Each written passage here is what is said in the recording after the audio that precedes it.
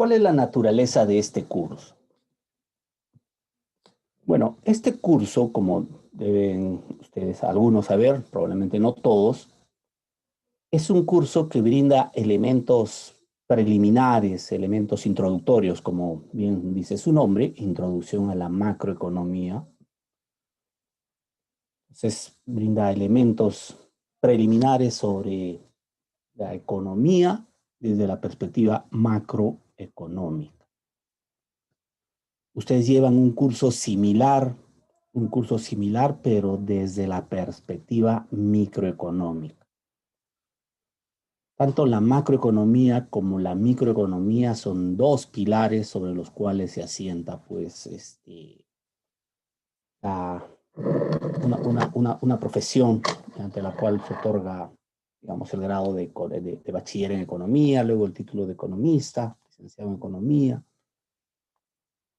No todos los que participan de este curso van a ir a la Facultad de Ciencias Sociales a estudiar la especialidad de economía, pero un porcentaje muy alto entonces interesa, ¿no?, para el cumplimiento de los objetivos del Departamento de Economía, que ustedes cuando ingresen a facultad, pero en general, quienes lleven este curso, tengan los elementos suficientes como para poder analizar una economía en términos de sus variables macroeconómicas. Cuando hablamos de variables macroeconómicas, hay que pensar inmediatamente digamos, el complemento que es el concepto de variables microeconómicas. Por ejemplo, un concepto microeconómico es analizar el comportamiento de un determinado bien, de un determinado mercado, ¿no? Por ejemplo, el mercado de la papa. Entonces ahí se mira cuánto es la cantidad que en el mercado se determina, el precio al que se negocia ese producto. Otra figura es el comportamiento del consumidor, también es un concepto microeconómico, cómo se comporta un consumidor, cómo se comportan los consumidores, ¿no? Igual, cómo se comportan los productores. Pero cuando hablamos de términos macro, ya no hablamos de la producción, ya no hablamos, a ver un segundo.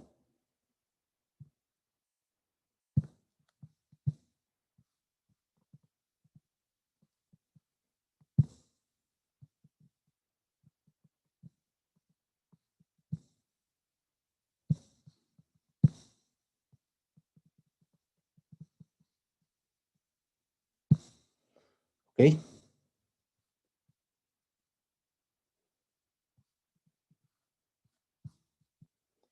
Entonces, el hablar de macroeconomía implica pensar ya no en los precios de un determinado bien, de un determinado mercado, sino el nivel general de precios. Cuando hablamos de consumidores, hablamos del comportamiento de un consumidor, la demanda de ese consumidor. En términos macro, vamos a hablar en general del consumo agregado, del consumo nacional, ¿no? Entonces son variables.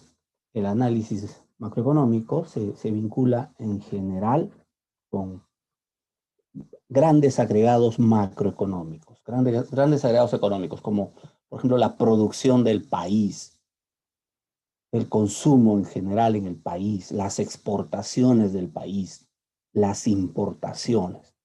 ¿Ok? Con ello, con esa idea en mente, es que el siguiente punto que es necesario tener en cuenta para este curso es interpretar bien el concepto mercado. Vamos a trabajar mucho, con la palabra mercado. Y sí, Alguien está pensando en el mercado de su barrio. Es una cosa parecida. Cuando hablamos de un mercado, hay tres elementos centrales en ese análisis. En un mercado hay quienes venden. A ellos los vamos a conocer como los oferentes, los ofertantes. Y así como hay quienes venden, en un mercado hay quienes compran. Los llamaremos los demandantes, los compradores. ¿Listo? ¿Qué implica? ¿Qué implica, ¿no?, la vinculación entre compradores y vendedores, entre ofertantes y demandantes? De esa vinculación salen tres conceptos muy interesantes. El primero de ellos, y el más importante, sale de esa vinculación el concepto de equilibrio. Cuando hablamos de un mercado, hay que pensar en general, hay que siempre, ¿no?, ponernos en términos de cuál es el equilibrio de ese mercado. Vamos a mirar más adelante justo digamos, las consideraciones en torno al concepto de equilibrio, pero todo mercado está vinculado a un equilibrio, que no significa necesariamente que el mercado esté equilibrado, pero es un mercado que está vinculado al equilibrio. Y un punto importante acá, en el análisis que hagamos, vamos a partir, ¿no? Uno de los supuestos por los cuales en general partimos es un equilibrio. Lograr el equilibrio en un mercado. ¿Qué significa un equilibrio? Que la oferta esté nivelada con la demanda. ¿En qué sentido nivelada? Para hablar del equilibrio, hay dos variables que vamos a mirar con interés: el precio y la cantidad. Entonces, un mercado, ¿no?, se vincula con el equilibrio. Y hablar de equilibrio implica hablar de un precio de equilibrio y una cantidad de equilibrio. Cuando hablamos de un precio de equilibrio, de una cantidad de equilibrio, digamos, mirando nuestro mercado, el del barrio, es algo así como que un productor quiere vender 100 unidades de algo y el mercado quiere comprar esas 100. Entonces, hay un equilibrio entre la oferta y la demanda en un nivel igual a 100. Se vendieron 100, se compraron 100. Y bueno, para que eso ocurra, ha habido un precio de equilibrio por esas 100 que se vendieron. En un plano más agregado es que nosotros vamos a mirar algunos mercados. Ya no vamos a pensar en el mercado de la esquina, pero la lógica la vamos a trasladar al mercado de bienes de todo el país, al mercado de dinero. ¿Ok? Entonces, son estos conceptos sobre los cuales vamos a volver de manera reiterada. Uno de ellos, el concepto de mercado. Y junto con mercado, el equilibrio, ¿no? Entonces, voy a iniciar la presentación que tengo preparada para este curso. Ok, antes voy a pasar lista porque un poco para ver cómo estamos, con quienes vamos a ir conversando. Les pido que habiliten su micrófono, por favor. Voy a pasar lista de 3 en 3. 3 personas en 3 personas. Ok. Muy bien. Entonces, Castillo, Eulogio, Hidalgo, Badajoz, Robles, Trejo. ¿Los tenemos presentes? Castillo, Hidalgo, Robles. Noa, Laos, Córdoba. Presente. ¿Quién? Noa. Noa, ok. Laos, Córdoba. Presente. ¿Quién? Por favor, diga Córdoba. su apellido. Córdoba. Recuerden que estoy mencionando 3 personas, así que les agradecería que mencionen su apellido, por favor.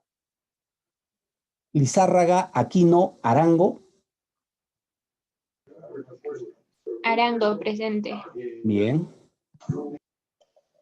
Lizárraga Abanto, presente. Lizárraga, ok. Abanto, Tello y Paz.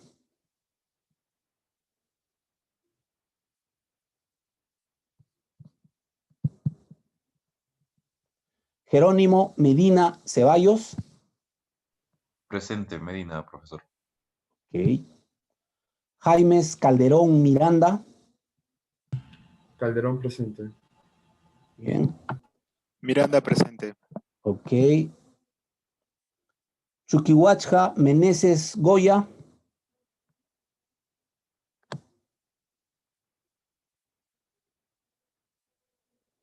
Tolentino Portocarrero Dávila. Dávila presente, profesor. Dávila, Tolentino. Portocarrero presente, profesor. Ok. Benavides Jara Ramos. Jara presente, profesor. Ok. Presente, profesor. ¿Quién? ¿Aló? Benavides, bien. Flores Rodríguez Aguedo.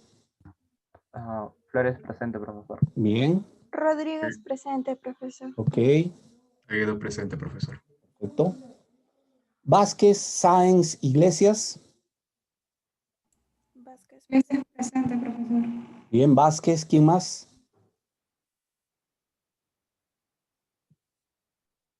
¿Alguna otra persona creo mencionó? Sáenz Iglesias, me parece. Iglesias, profe.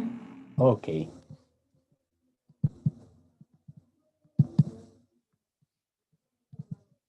Litano Aguilar Pintado. Litano presente. Bien. Aguilar presente. Pintado Aguilar. Dávila Gutiérrez Zulca. Gutiérrez presente. Bien. Zulca Julca presente, profe. Zulca. Julca Flores Tuesta. Julca presente, profesor. Ya. Esto está presente. Bien. Romero Morán Araujo. Morán presente. Bien. Romero presente. Ok. Araujo presente, profesor. Ok. Medina Robles Julca. Julca presente, profesor. A ver, tengo a Medina, tengo a Robles, Julca Guapaya, ¿sí? Julca presente, profesor. Ya. Disculpe, profesor, hay 3 Medinas. Ya. Medina Montes. Soy yo, presente. Ya. También veo dos Julca Ciesquén y Julca Guapaya. ¿Están los dos? Julca Guapaya presente. Ya. Perfecto. Salamanca y Medina Aldana. Salamanca presente, profe. Ok. Medina Aldana. Perfecto. Muy bien. Entonces,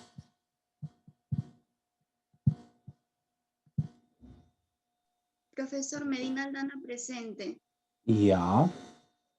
Robles y Stevens. Un segundo. Medina Aldana presente.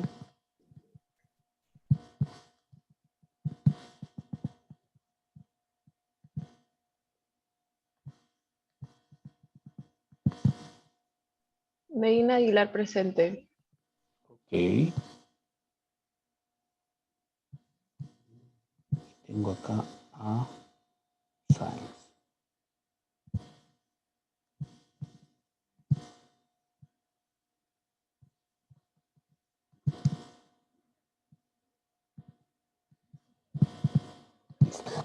Muy bien. Disculpe, profesor. Entonces, ¿aló? ¿Me dijo? ¿Me escucha? Sí, dígame. Se olvidó llamarme. Se olvidó llamarme. No, Creo que no me olvidé. Usted no estuvo. no me mencionó. A ver, dígame su apellido, por favor. Chuquihuacha. ¿Aló? Chuquihuacha. Claro. ¿Me escucha? Sí lo llamé. Vamos a ver. ¿Memo? Por supuesto. Buenos días. No me mencionó. Sí le mencioné. A ver, dígame su apellido. Jerónimo Flores Jesús. Por supuesto que lo he mencionado. Disculpe. Profesor, disculpen, no escuché, solo escuché Flores y como soy Flores pasa y no sé cuántos Flores somos, me confundí. A ver, dígame su apellido, por favor. Flores. Flores Jerónimo me dijo Cuapasa. también, ¿no? Flores. Sí, profesor. Jerónimo Ok. Flores Jesús. Ya. El último Y Flores Flores. Cuapasa. Tengo Flores Cuapasa. Perfecto. Muy bien. Ok. Empecemos entonces. El material está en la plataforma del curso, pero un poco la lógica es la siguiente. ¿Qué cosa vamos a tratar en esta clase y la próxima? Como les comenté, el concepto de mercado es clave en el análisis de nuestro curso, porque aquí, a lo largo del curso, vamos a hablar, por ejemplo, del equilibrio en el mercado de bienes, el equilibrio en el mercado de dinero, ¿no? Vamos a ver un conjunto de equilibrios. Quienes participan de los mercados son los agentes económicos. Necesitamos ver cómo se comportan en un contexto macro. Y la interacción de los agentes económicos en el mercado se vincula a un equilibrio. Como les mencionaba, en un mercado hay quienes venden y hay quienes compran. Y necesariamente debe existir un equilibrio o la tendencia a un equilibrio. Pero más importante es qué ocurre cuando la economía no está equilibrada. Entonces ahí es donde se presentan los ajustes al equilibrio. Estos ajustes responden a una racionalidad. Lo vamos a ver en un instante. No es que alguien ordene, alguien diga que la economía se encuentre equilibrada, sino es fundamentalmente que por racionalidad se tiende al equilibrio. Vamos pensando por un instante, lo voy a mostrar más adelante, pero vamos pensando por un instante. Imaginen ustedes como vendedores, son dueños de una panadería y obviamente producen pan. Y ese pan tienen que venderlo. ¿Ok? Bueno, piensen a qué hora se les debe acabar, ¿no?, la producción de pan de un determinado día. ¿Qué pasa si todavía a la 1 de la tarde tienen pan? ¿Qué es lo que ha ocurrido? ¿Qué ocurre si muy temprano, a las 7 de la mañana, se les acaba el pan? Esos son esos temas que vamos a ver en láminas siguientes. Y este curso, la macroeconomía en general, usa mucho el tema gráfico, también el tema matemático. Se construyen modelos macroeconómicos. Estos modelos macroeconómicos son una especie de laboratorios. Porque algo que vamos a ver más adelante es que la economía, en general los negocios, están en el marco de lo que se conoce como las ciencias no experimentales, ¿no? Y por tanto necesitan de la construcción de unos modelos.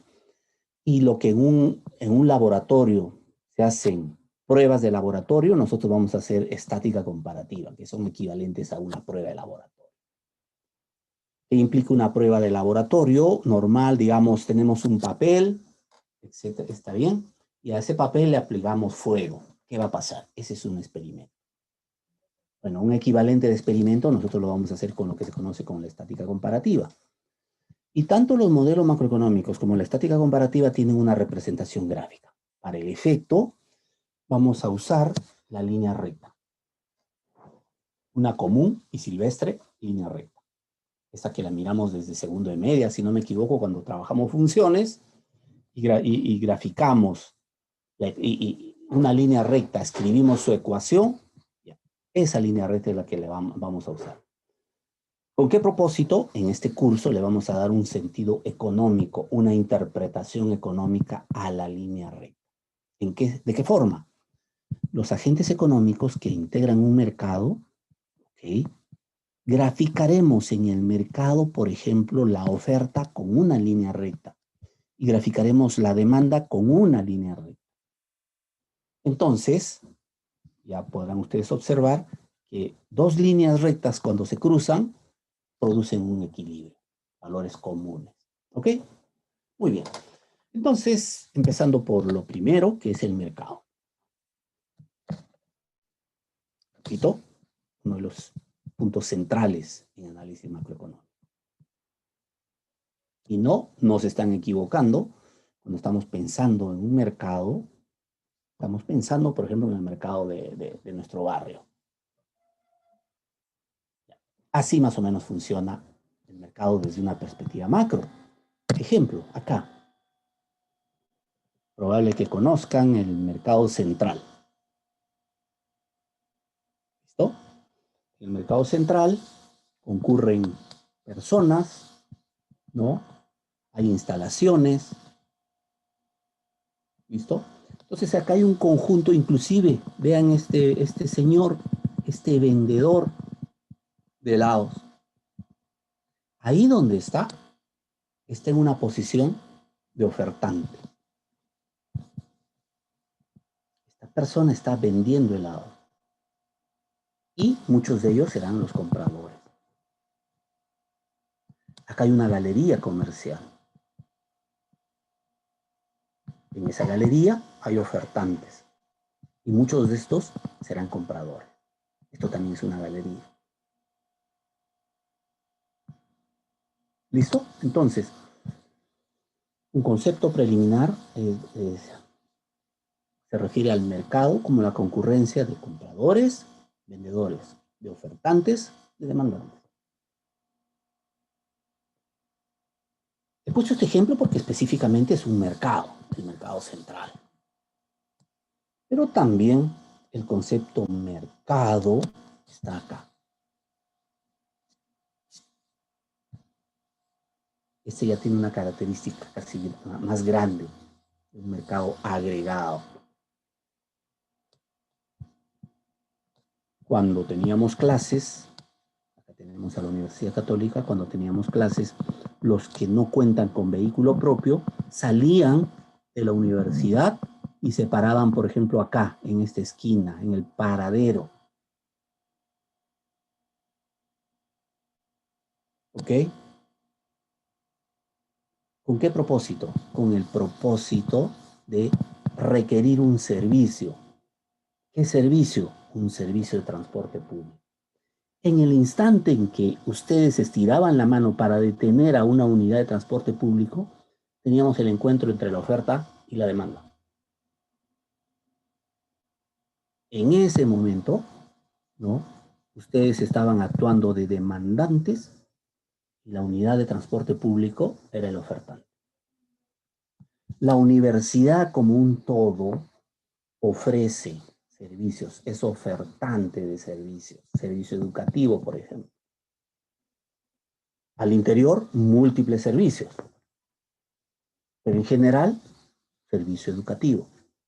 Y ustedes, como alumnos, demandan ese servicio educativo. Y así, en cada lugar, en cada esquina, en esta esquina hay una farmacia, empezando la Bolívar, hay una farmacia. Al frente, acá, hay una serie de unidades que prestan servicios. Y en general, todo esto es la concurrencia, ¿no? De un conjunto de mercados que agrupados nos hablan del gran mercado, el mercado de bienes. Entonces, en todo Lima, en todo el Perú, vamos a mirar un gran mercado, el mercado de bienes. Ese es el objeto de estudio de nuestro curso, uno de estos mercados, el mercado de bienes. ¿Ok? Muy bien. Pero al mismo tiempo, al mismo tiempo, y a ver cómo cedo.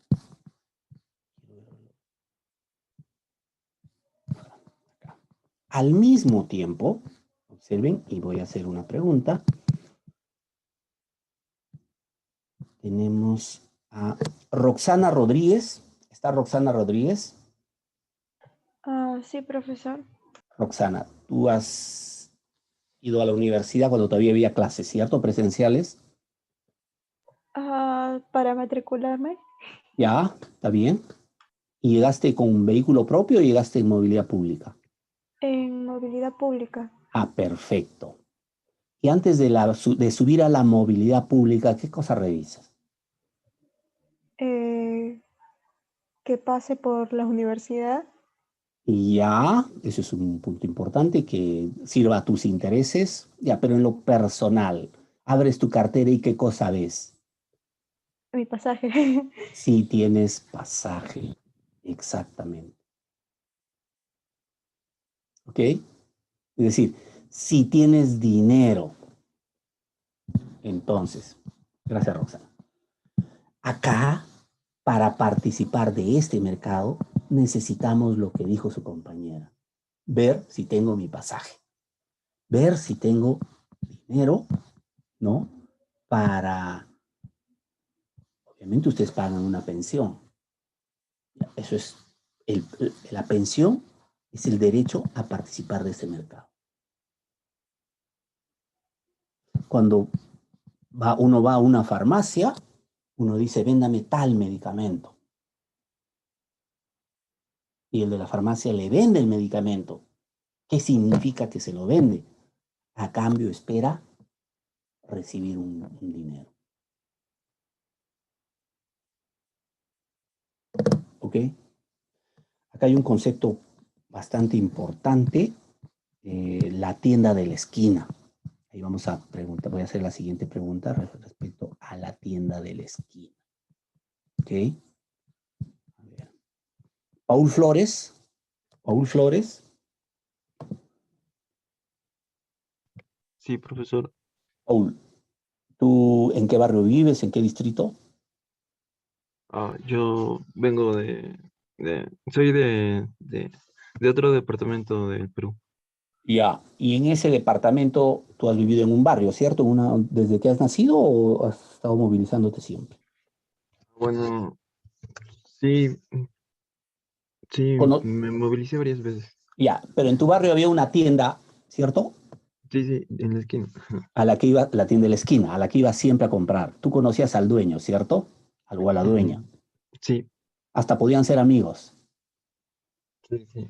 Hasta lo podías haber conocido desde que tú eras muy, muy niño, Sí, ¿cierto? Y vas a comprar siempre a esa tienda. Son amigos. sí. Pero si tú vas a comprar a esa tienda y le dices, imaginemos, don Pedro, deme una gaseosa. Don Pedro te va a dar la gaseosa, pero a cambio, ¿qué va a recibir? Mm, mm, Nada, mm. le dices gracias a Dios.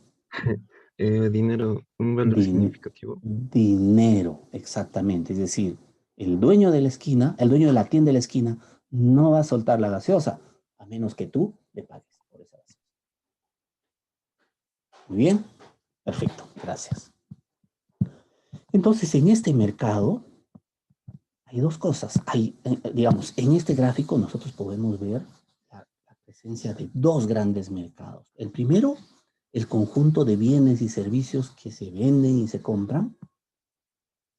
Y detrás de ello, otro mercado, el mercado monetario. Porque para poder participar de este mercado, nosotros necesitamos dinero.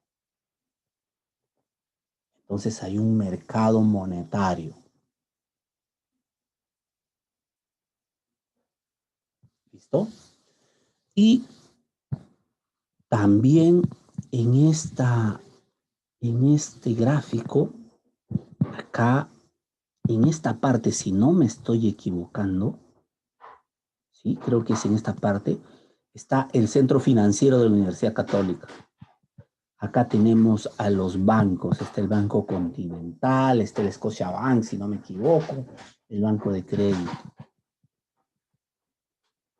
Un tercer mercado es el mercado de ahorro, el mercado de productos que rinden interés.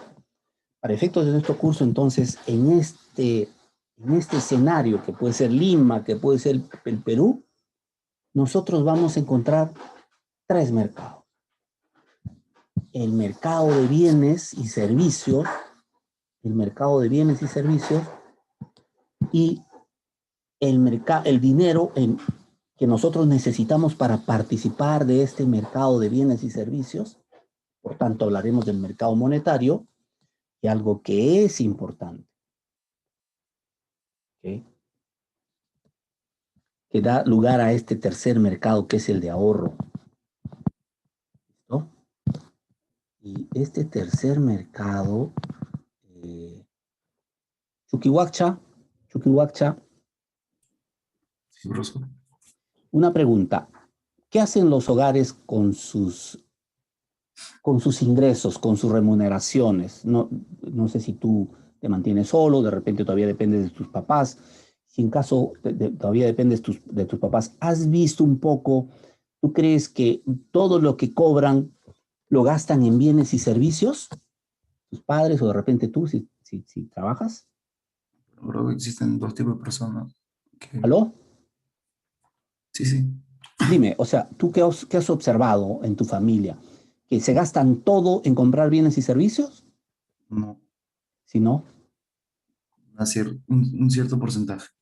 Que sería un cierto porcentaje 60 lo o destinan a 70%. y a ahí el gastos resto, fijos. ¿y el resto? ¿Qué hacen con el resto? ¿Lo ahorran o lo invierten? Lo ahorran o lo invierten, exactamente. ¿Está bien? Perfecto. Entonces, en este gran mercado, ¿no?, donde hay compradores, hay demandantes, se necesita el dinero para participar, ¿ok? Los hogares no gastan todos sus ingresos en comprar bienes y servicios. Una parte lo destinan al ahorro. Digamos, acá están los bancos. Estarán pensando en un banco, estarán pensando en la bolsa de valores. Entonces, en este gran mercado que estamos mirando, ¿no?, al mismo tiempo observamos que podemos diferenciar el concepto mercado, ¿no?, y agruparlo por ahora en tres grandes mercados. El gran mercado de bienes y servicios, el mercado monetario, que refleja la necesidad de dinero que nosotros, ¿no?, necesitamos, valga la redundancia, para participar del mercado de bienes y servicios, y con la parte que no, con la parte que queda, porque no gastamos todo en bienes y servicios, ingresamos a un mercado financiero, un mercado de productos que rinden interés. ¿Okay? Entonces, en resumen, ¿qué es lo que vamos a hacer? Nosotros vamos a poner en términos de un modelo económico como lo que observamos en la vida diaria. Este ejemplo que les he mencionado, ¿no?, implica, antes de subir al micro, necesitamos ver si tenemos plata o no. Antes de entrar a una tienda, necesitamos observar si tenemos dinero o no. Y en general, esa es la figura. ¿Okay? También acá, en este mercado, no se ve, pero se siente la presencia de dos agentes importantes. Cuando hablo de agentes importantes, ya he mencionado a dos agentes: los que compran y los que venden. Los que venden van a ser los ofertantes, los que compran van a ser los demandantes. Los que venden van a ser las empresas, los que compran van a ser los hogares. ¿Ok? Bien. En esa línea, entonces, nos están faltando dos agentes. Alguien me puede decir, y esos dos agentes están acá. ¿Alguien me puede decir de quién estoy hablando?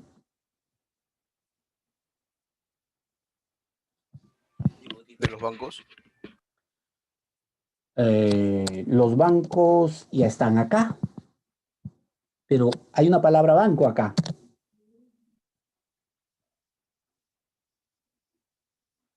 El El mercado. Estado, las Banco instituciones. Central. El Estado. El Banco Central. El Banco Central es clave en la economía y va a estar vinculado con el mercado monetario. El único que está autorizado a fabricar dinero, ese dinero que tienen ustedes en el bolsillo, ese dinero que tenemos en las cuentas de ahorro, es el Banco Central. Y las instituciones reflejadas. ¿Alguien conoce este edificio? ¿Alguien me puede decir qué edificio es este? Palacio de Gobierno. El Palacio de Gobierno. Ahí está el presidente de la República, pero más que el presidente, el Palacio de Gobierno representa al conjunto de instituciones públicas que tenemos en el Perú. Cuando hablamos de instituciones públicas, estamos hablando de los ministerios. Han oído hablar del Ministerio de Economía y Finanzas, del Ministerio de la Producción, del Ministerio de Salud, del Ministerio de Educación, y de la misma SUNEDU que regula las universidades. Entonces, y acá entonces tenemos un agente que regula en parte la economía y acá tenemos otro agente. Al mismo tiempo, ¿alguien conoce este edificio? Creo que es la Municipalidad de Lima. Exactamente, la Municipalidad de Lima. La municipalidad es un gobierno, pero de carácter local. La municipalidad es un gobierno, pero de carácter local. Cuando hablemos de gobierno, vamos a incluir dentro del concepto gobierno a los gobiernos locales. En cada departamento del Perú hay municipalidades provinciales y locales, y provinciales y distritales. Hay el municipio de Los Olivos, el municipio de Lince. Es decir, en cada distrito hay un alcalde. Perfecto. Lo vamos a considerar dentro de este grupo. Y todos ellos se encargan, en adelante por favor, vamos a hablar, cuando hablemos del gobierno, vamos a pensar en términos de la política fiscal. Y cuando hablemos del Banco Central, vamos a pensar en términos de la política monetaria. Entonces, en este gráfico, en este gran mercado, acá, ¿está bien? En todos los mercados, tenemos a los oferentes, a los que venden, a las empresas, tenemos a los demandantes, a los que compran, a los hogares, pero también acá no se ve, pero está el gobierno.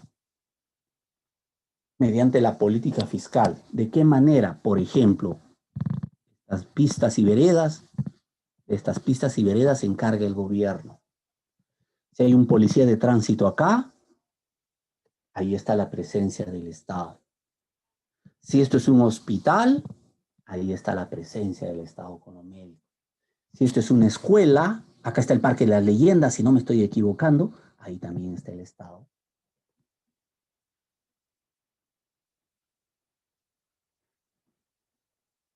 Y por el lado del dinero está el Banco Central.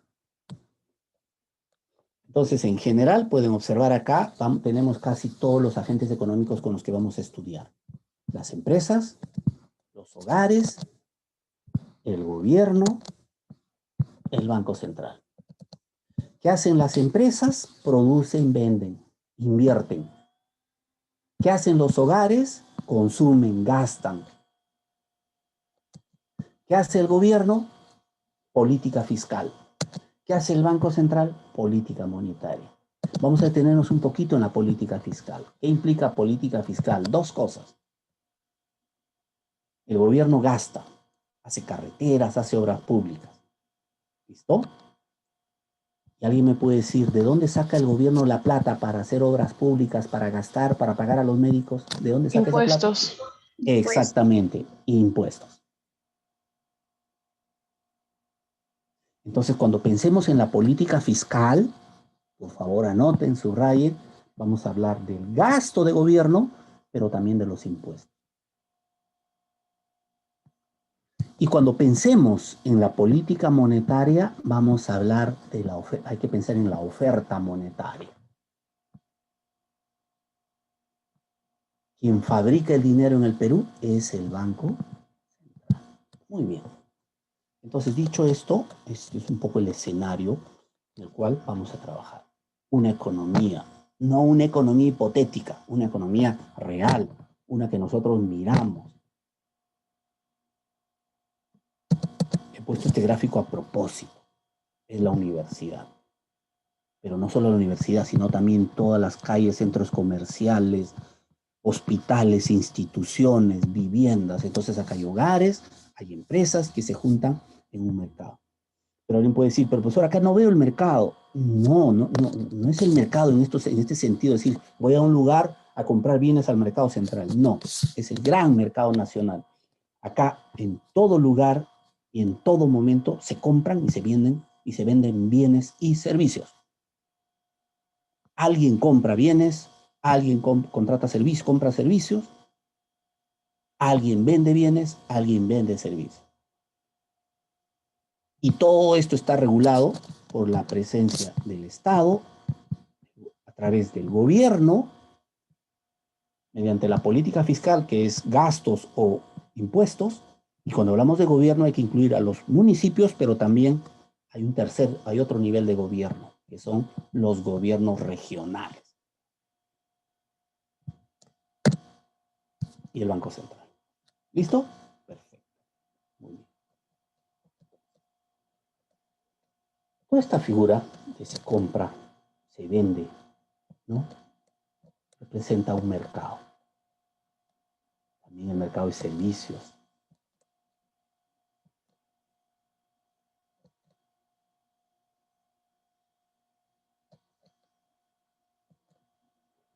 Y en un mercado, como les he dicho, ¿no?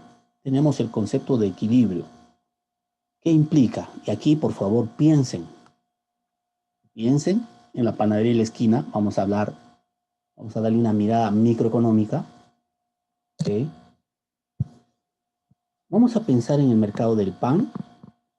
La demanda individual, acá es casi al nivel de la familia. Nosotros en general no compramos pan solo para nosotros, para una persona. En un hogar no es que Lucho, que es uno de los hijos del hogar, vaya y compre sus 2 panes y se regresa. Es posible que ocurra, pero en general, cuando hablamos del mercado de pan, alguien va a comprar el pan. No muy feliz, ¿no? Pero va a comprar el pan para el hogar. Y la oferta es la panadería. Entonces vamos a cruzar hogares que demandan pan frente a una empresa que vende pan. Y esa misma mirada la vamos a cruzar con la demanda agregada de pan y la oferta agregada de pan, para tener una idea del concepto de variable agregada. ¿Ok? Veamos esto. Y esto también lo podemos ampliar a otros mercados, ¿no? Por ejemplo, el de transporte público, demanda individual, oferta individual, es una unidad de combi, y esta es toda la demanda de transporte público en el Perú, toda la oferta de transporte público. Empecemos por la panadería de la esquina. En la panadería de la esquina, a esta panadería concurren los hogares a comprar pan. Piensen en la panadería de su barrio. Algo que es importante es que el dueño de esta panadería no sabe quiénes van a venir, no sabe cuántos van a venir. No es seguro que el que viene a comprar todos los días hoy venga.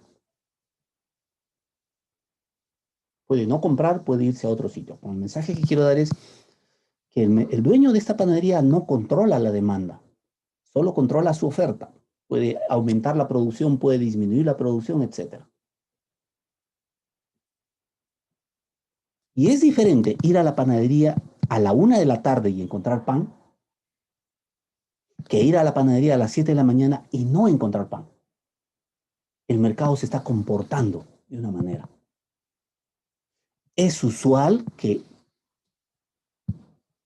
en general, los hogares desayunan 7, 8, 9 de la mañana, máximo 10.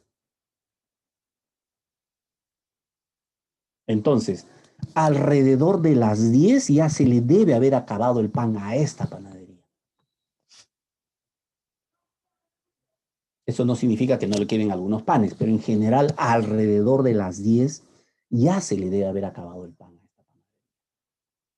Entonces resulta que, ¿no? En condiciones normales, ¿a qué hora se le debe acabar el pan en la panadería? ¿Qué significa que a las 7 de la mañana se acabe el pan? Pero la pregunta más importante es, ¿qué debe hacer el panadero si esa situación se repite todos los días? Porque a esta panadería un día puede haberse acabado el pan a las 7 de la mañana, pero el resto de días a eso de las 10. ¿Qué ocurre si todos los días se le acaba a las 7 de la mañana? ¿Listo? ¿Qué significa que a la 1 de la tarde una panadería aún tenga pan de la mañana en sus vitrinas? Y lo que es más importante, ¿qué debe hacer este panadero si esa situación, si todos los días le queda pan, todavía tiene a la 1 de la tarde? Acá hay conceptos de oferta y demanda. Entonces vamos a hacer algunas preguntas rápidamente antes de que la hora nos gane. Ok. Romina Dávila. Romina. Sí, profesor. Romina, imagínate tú que llegas a una panadería a la 1 de la tarde y encuentras los estantes llenos de pan. ¿Qué crees que ha pasado? Piensa en términos de oferta y demanda, ¿eh? Que hay sobreproducción de pan o que está muy caro. No sé. Lo más probable es que hay sobreproducción de pan. Es decir, el panadero excedió la producción, no calculó bien, mucha oferta, claro. Muy bien, Wilson, mucha oferta. Si solo un día se le ocurre, se queda, digamos, si es una situación extraordinaria que a la 1 aún tiene pan, no hay problema. Pero lo que es más importante es, 1, ¿qué va a hacer este panadero si todos los días a la 1 todavía tiene pan? ¿Qué es lo que está pasando? Está produciendo más de lo que el mercado necesita. Ahí la pregunta es, ¿este panadero está ganando o está perdiendo? Está perdiendo. Está perdiendo. Porque es pan que le está sobrando. Ese pan, mucho de ese pan se va a secar, se va a perder. A uno puede decir, pero que haga budín. Sí, puedo hacer budín, pero todos los días, con lo que me sobra, hay un problema, ¿cierto? Está perdiendo. Paolo Robles, Paolo. ¿Se me escucha, profesor? Paolo, pensando en este señor de esta panadería que a la 1 de la tarde todavía tiene pan, ¿qué debiera hacer si todos los días ocurre eso? ¿Aumentar la demanda o reducir la oferta? Reducir la oferta. ¿Por qué no podría aumentar la demanda del panadero? Porque él no controla eso. Exactamente, el panadero no controla la demanda. Entonces el panadero tiene que ajustar su producción para que se le acabe más o menos ¿a qué hora? A las 1 p.m. A las 1 de la tarde. Para que se le acabe a la 1, no, pues los hogares no desayunan hasta la 1. O sea, ¿a qué hora más o menos se le debe acabar el pan? A las 10 más o menos. A las Es decir, 10. él tiene que hacer un ajuste de producción para que a eso de las 10 se le acabe. Perfecto. Sí. Muy bien. David, Noah, David. Sí, dígame. Ya. Ahora cambiemos la pregunta. Tú vas a las 7 de la mañana y ya no hay pan. Eso significa que el panadero ha vendido toda su producción, ¿cierto? Pregunta, ¿el panadero está contento? Se podría decir que sí, porque de todo lo que ha ofertado, lo ha vendido, ¿no? Perfecto. En principio va a estar contento porque toda su producción la ha vendido. Pero ¿cuál es el problema? ¿Ya no van a venir más personas a comprar pan a esa panadería? No, van a venir más todavía. Exactamente. ¿Qué va a observar el panadero entonces? Que ¿Los clientes son fieles? sí, por una parte. Y que... A ver, Le pregunto, usted compra en una panadería, va a las 7 de la mañana, no encuentra pan, ¿se regresa a su casa?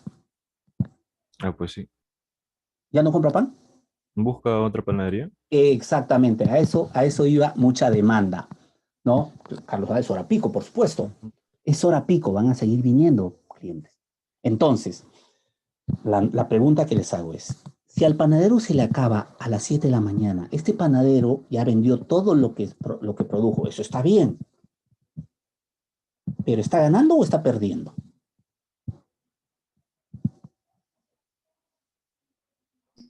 Perdiendo. ¿Por qué Está perdiendo? Dígame. perdiendo clientes. Está perdiendo, porque él puede producir más y continuar vendiendo. Entonces, ¿qué tiene que hacer este panadero? ¿Qué ajuste tiene que hacer?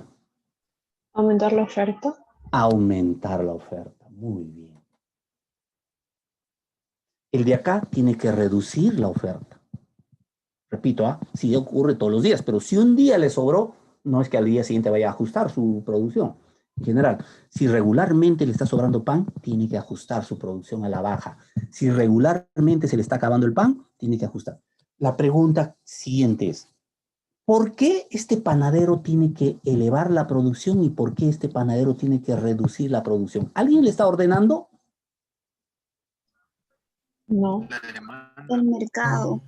El mercado, su razón, su comportamiento. Los productores, el dueño del pan tiene una racionalidad. ¿Cuál es la racionalidad? Y les soplo la respuesta. El dueño de esta panadería, ¿qué busca? ¿Qué busca? ¿Ganar o perder? Ganar. Ganar más. Ganar más. Entonces, este panadero va a ajustar su producción sin que nadie le diga, solo si está observando que está ganando o perdiendo. Acá, si bien ha venido toda su producción, él puede ganar más y por tanto va a ajustar su producción al alza. Acá está observando que no está vendiendo, ok, y está perdiendo. Tiene que ajustar su producción. Entonces,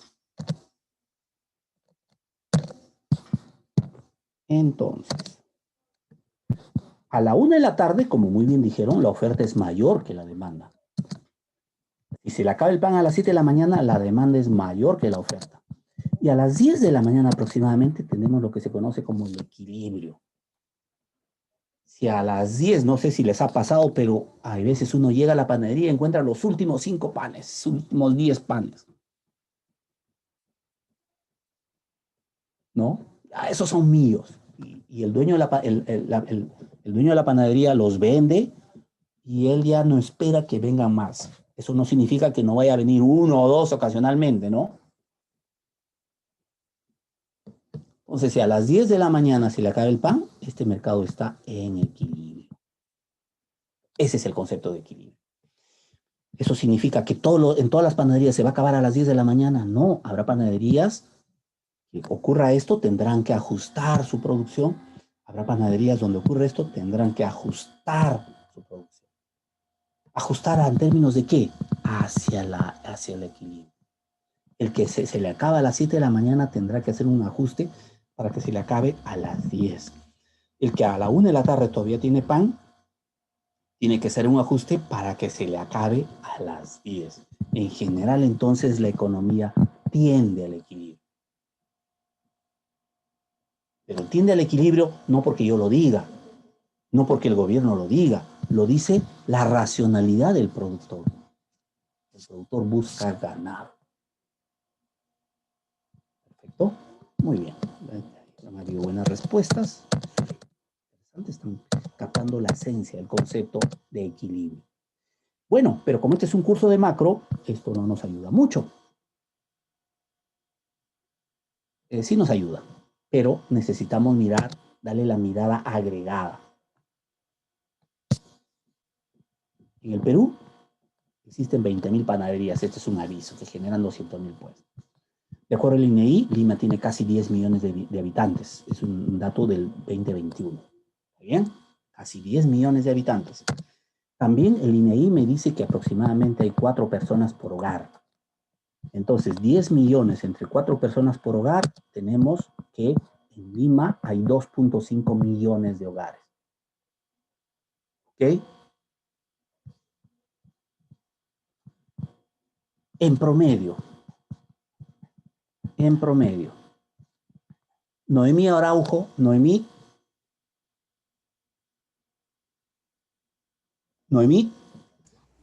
Sí, profesor. Noemí, una consulta. Sí, te oigo. En promedio, ¿cuántos panes come una persona en un hogar? Ah, bueno, en mi ¿5 caso, panes? ¿5 panes en promedio? una sola persona, Una me sola parece persona. que dos. Más Dos o panes menos 2, aproximadamente. exactamente. En promedio, una persona come 2 panes. Estamos hablando de un promedio. ¿Qué implica un promedio? Que habrá quienes coman un pan, habrá quienes coman 3 panes o más, habrá quienes no coman ningún pan, pero en promedio, una persona come 2 panes. Perfecto, gracias. Entonces, desde esa perspectiva, si pensamos en que en promedio una persona come 2 panes, ¿ok? Entonces, en un hogar de 4 personas, cada hogar compra cada mañana entre 8 a 10 panes. Siendo exactos, si el promedio es 2, comprará 8 panes. ¿Listo? Entonces lo que tenemos que hacer es decir, si cada hogar necesita 8 a 10 panes, ¿no? Pero trabajando con 8, 2.5 millones de hogares por 8 panes, estamos hablando de que Lima todos los días necesita 20 millones de panes. Pregunta, para que el mercado esté equilibrado, ¿ok? Albert Litano. Albert, ¿Qué, profesor? si Lima necesita 20 millones de panes, para que el mercado de pan esté equilibrado, ¿cuántos panes se tienen que producir? 20.000 millones. ¿20 millones o 20.000 millones? 20.000 millones. No, necesitamos 20 millones. 20 millones de panes, profesor. Estás poniendo 3 ceros. Va a sobrar una barbaridad. ¿Está bien? Lima necesita 20 millones, ¿ok? Por tanto, se tiene que producir 20 millones. ¿Listo? Andrés Tuesta. Sí, profesor. ¿Se Pregunta. escucha? Sí, te escucho. ¿Qué pasa si en un día en Lima se producen 30 millones de panes? ¿A qué hora se va a acabar el pan en las panaderías? O sea, ¿hasta qué hora va a haber pan en las panaderías? Hasta la 1. Hasta la 1. Exactamente. Lima necesita 20 millones, pero hay 30 millones. Todas las panaderías va a sobrar pan. ¿Y si producen 10 millones de panes? ¿Qué va a pasar? A primera hora, hasta las 7, así. A las 7. Mirando las 3 horas que hemos puesto, a las 7 de la mañana ya no va a haber pan. ¿Ok? Muy bien, muy bien. Entonces, lo que tenemos es esto. Si la oferta de pan es cada mañana 20 millones, entonces tenemos un equilibrio. Si la oferta fuese 15 millones, tendremos un exceso de demanda. Y si la oferta fuese de 25 millones, tendremos un exceso de oferta. Como hemos visto, estos excesos de oferta y demanda van a producir ajustes hacia el equilibrio. Pero a diferencia del plano micro, ¿está bien?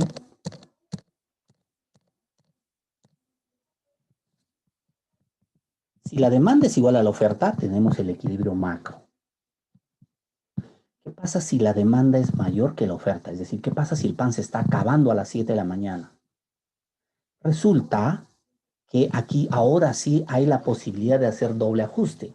Se puede ajustar la oferta, pero también se puede ajustar la demanda.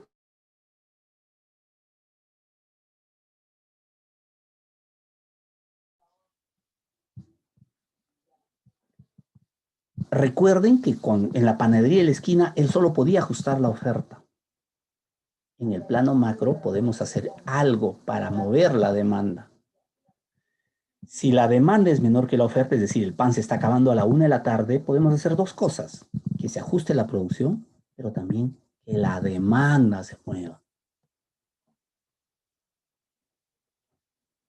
Esa es la gran diferencia entre el tema micro y el tema macro. ¿Está bien? Yo tengo un problema acá. Con los precios, sí. Jugar con los precios, claro. Ahí vamos a hablar de un concepto de economía con capacidad instalada ociosa, que es el modelo que vamos a desarrollar nosotros.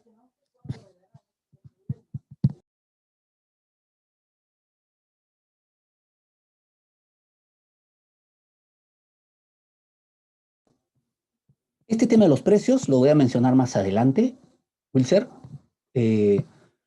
porque vamos a desarrollar un modelo de precios fijos donde los precios no se van a modificar. Luego explico, pero me parece muy interesante este concepto que has mencionado, jugar con los precios. Y tiene que ver con la oferta y la demanda. ¿Ok? Pero en general las economías como la nuestra operan con precios fijos. Voy a explicar eso en un momento.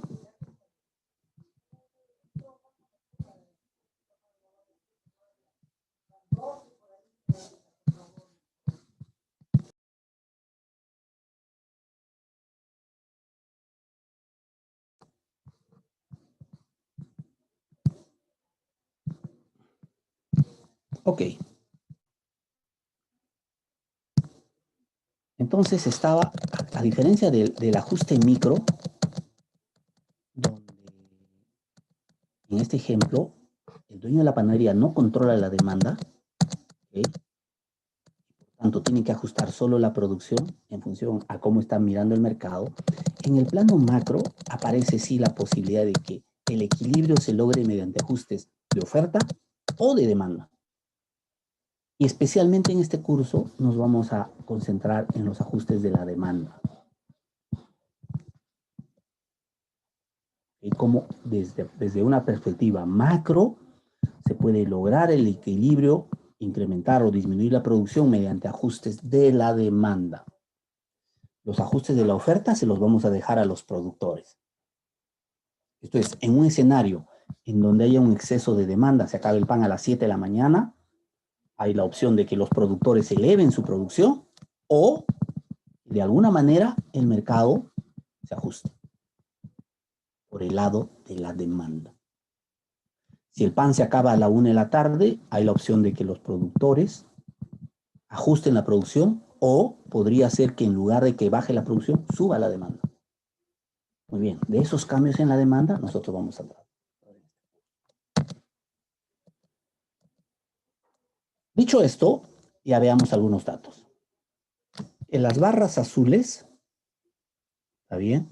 Representan el PBI, el Producto Bruto Interno. ¿Qué cosa es el PBI? Lo vamos a definir un poco más adelante, pero es el valor, es la expresión monetaria de lo que un país produce. Pueden ustedes observar que desde 1922 hemos tenido incrementos, caídas. Es el concepto de crisis que está muy presente en la economía.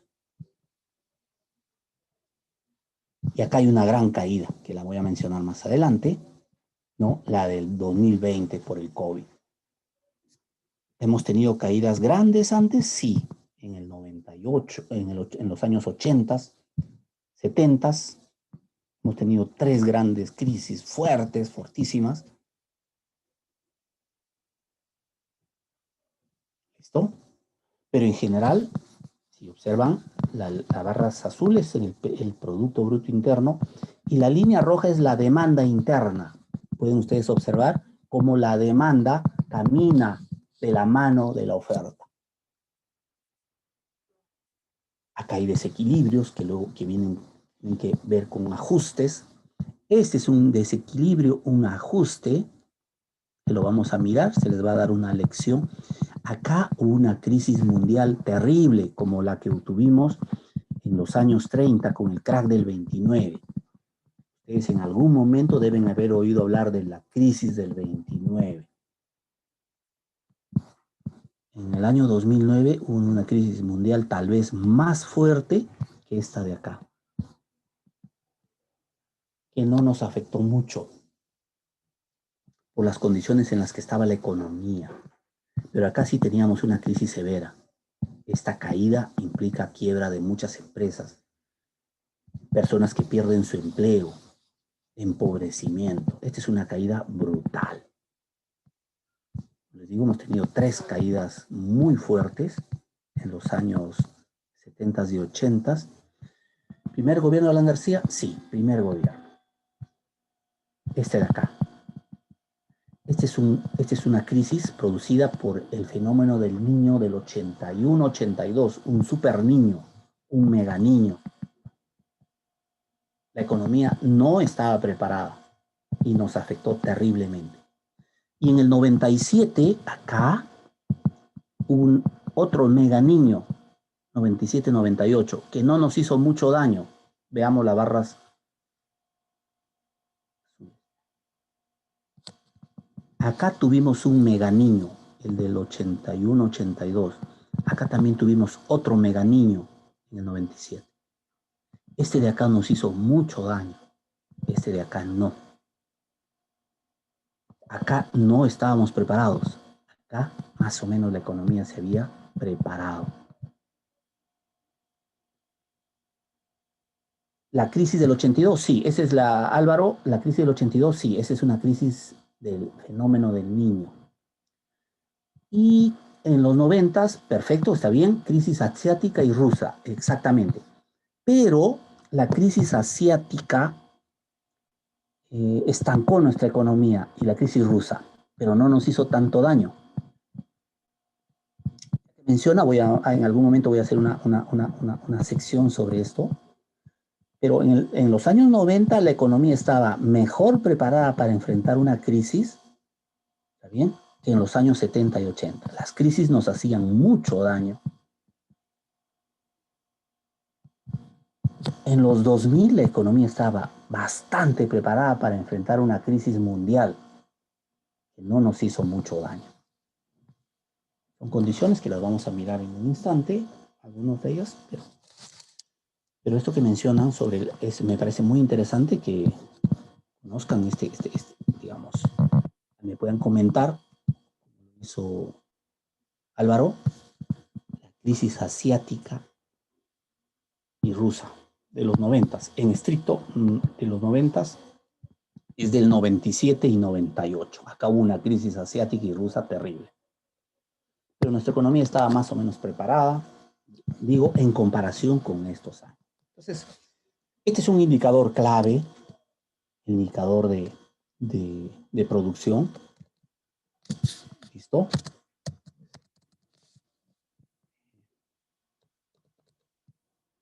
Ese es un indicador clave, el indicador de producción.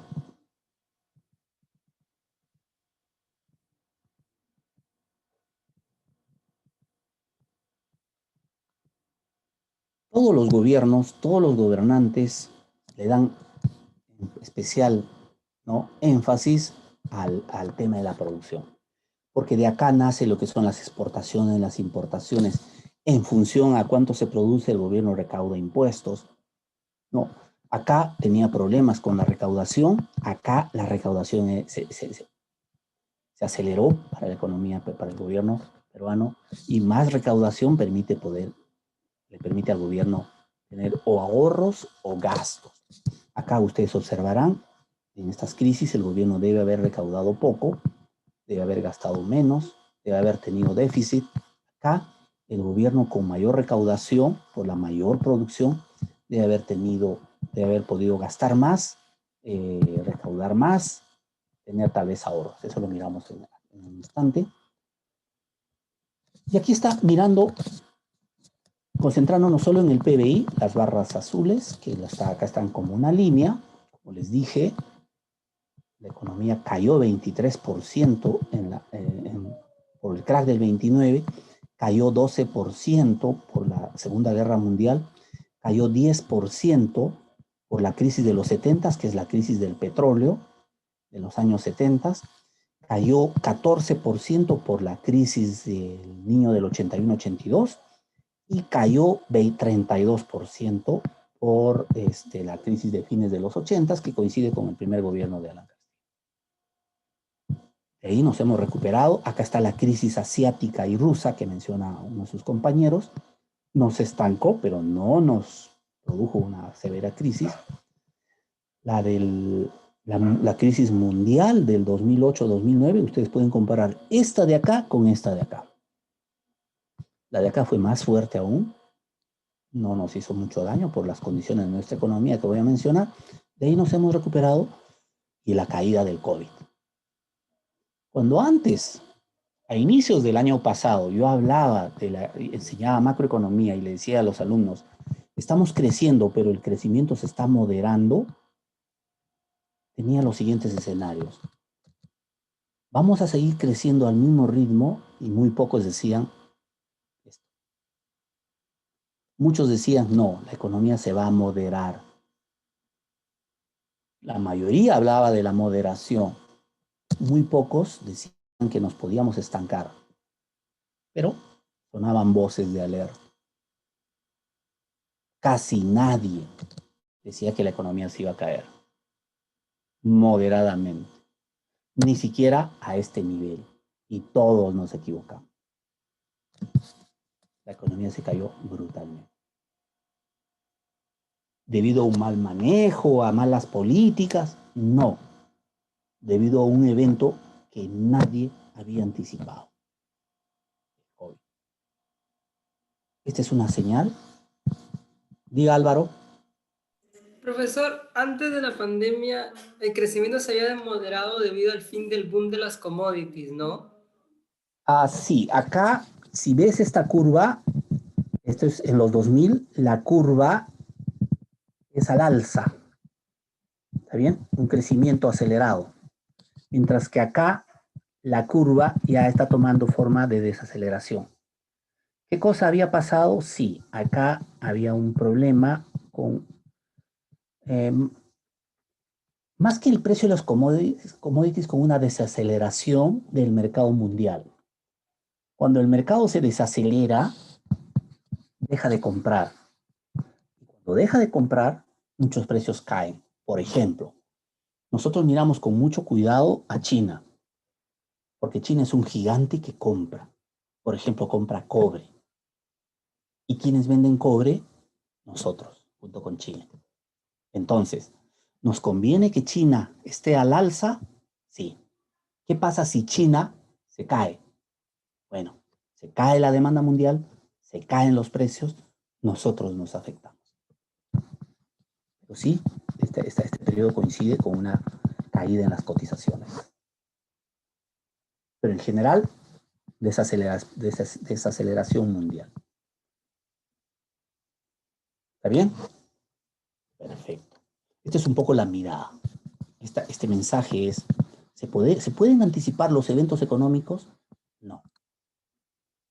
Se pueden hacer estimaciones y en algunos casos ni los anticipamos por completo. Alguien al 2019, ¿no? Dijo, ¿se viene el COVID? No. Perú produce un documento que es importante, el Marco Macroeconómico Multianual. En el Marco Macroeconómico Multianual del 2020 al 2021, 24 creo, este marco se hace el 2019. En el Marco Macroeconómico Multianual del 2019, ¿existe la palabra COVID? No. Ni siquiera esto, ni siquiera esta crisis, esta de acá, fue anticipada completamente. Nadie supo el momento en el que se caía la bolsa mundial, se caían las bolsas mundiales, quebraban bancos. ¿Ok? Veamos. ¿Somos más dependientes de la economía asiática o de la americana? En este momento creo que está ahí a la par. Dependemos mucho de Asia, dependemos bastante de América, de Estados Unidos. Pero también dependemos de Europa. Parte, o sea, nosotros somos un país chico que tenemos tres grandes vinculaciones. Con la economía asiática, con la economía norteamericana y con la economía europea. Son nuestros tres grandes compradores, a los que nosotros miramos con mucho cuidado. ¿Ok? Muy bien. Entonces, continuemos. Entonces, la caída del 2020 nadie la prevé. ¿Dónde estamos? Esto traducido en variaciones nos puede dar una idea de cuál ha sido el conjunto, ¿no? El crack del 29 contrajo la economía severamente, vean. La Segunda Guerra Mundial contrajo la economía.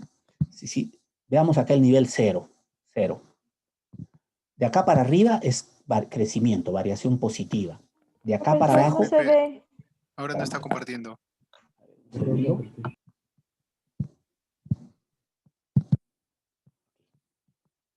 Entonces, esta era la evolución que ya hemos visto, pero esto puesto en porcentajes, lo tenemos acá.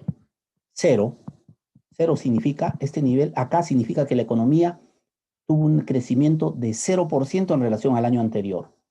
Acá también casi 0% al año anterior. Acá me dice que la economía creció 12% o 13% respecto al año anterior. Entonces, en general, si se dan cuenta, ¿no? Nuestra economía ha tenido episodios de crisis, pero en general hemos ido creciendo. Mirando esta línea, 0, especialmente de los 90 en adelante. Vean, de los 90 en adelante nuestra economía no cayó. Nunca. Siempre creció. Hasta en la crisis subprime crecimos 0.9%. Excepto por esta caída. ¿Listo? Y es importante la magnitud del crecimiento. Es diferente crecer a 6 o 7% que crecer a 1%. Lo vamos a ver en unos números un poco más adelante. ¿Ok? De los 90 en adelante hubo un conjunto de políticas macroeconómicas prudentes, hubo reforma estructural, hubo un entorno externo favorable.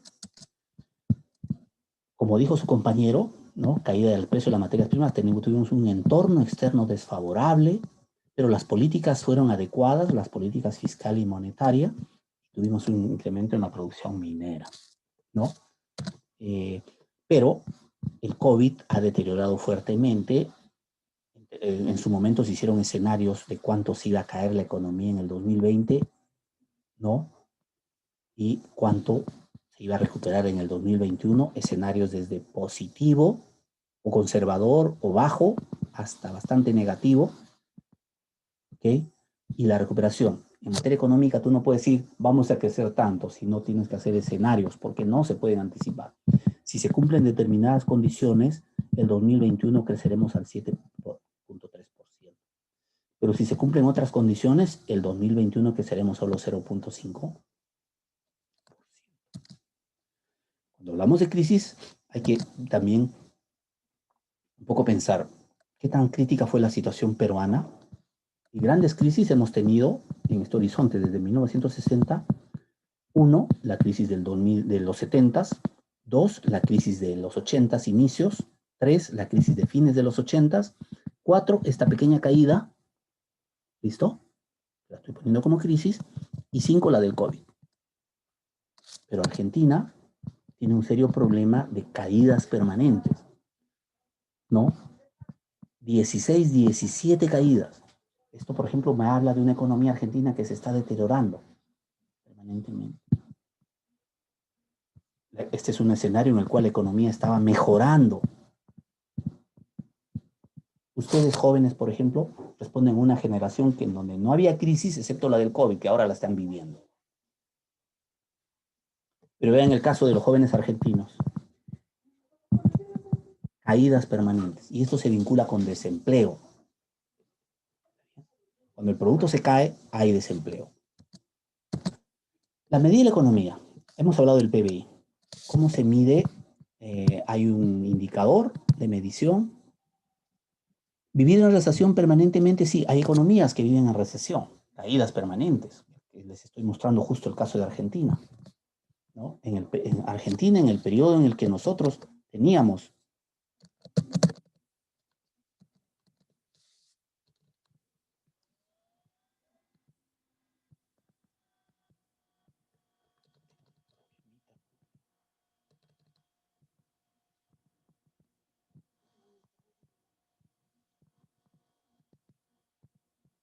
digamos, en un periodo en el cual nosotros estábamos creciendo y no teníamos crisis, Argentina tenía severas crisis, caídas permanentes.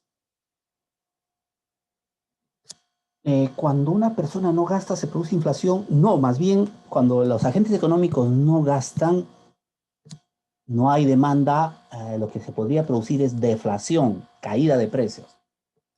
La caída en el gasto puede producir caída en los precios. No están yendo las personas al mercado. Los productores no están vendiendo. Muchos de ellos tienen que forzarse a bajar el precio para poder vender. Más bien, cuando hay poco gasto, se tiende a la deflación. Medida de la economía. ¿Cómo se mide el PBI? ¿No? Es decir, ¿por qué es que, por ejemplo, en 1998 alguien dijo que el PBI nominal era 166.000 millones de soles? ¿Por qué al 2007 alguien dice que esto es 341.000? Quien mide el PBI en el Perú es el Instituto Nacional de Estadística. Nosotros vamos a ver los tres de los varios métodos con el que se mide, pero algo que es importante es que no podemos hablar nosotros de valores nominales, sino de valores reales. Ojo, presten atención. Cuando hagamos análisis económico, nosotros vamos a tener que pensar en términos reales, no en términos nominales. Voy a abrir una página de Excel para hacer un ejercicio de qué significa pensar en términos reales. ¿Ok? Un segundo.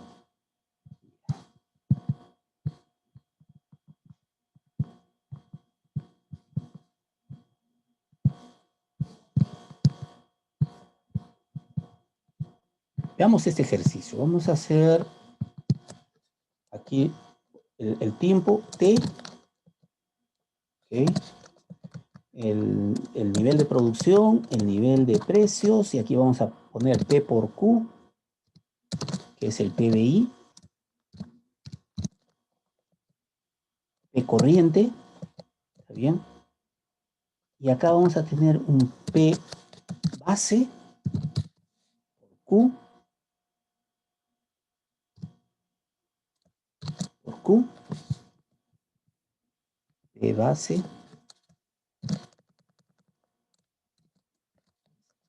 este va a ser el PBI real. Imaginemos el tiempo, no voy a poner año, voy a poner año 1, 2, 3, 4, 5, 6, 7.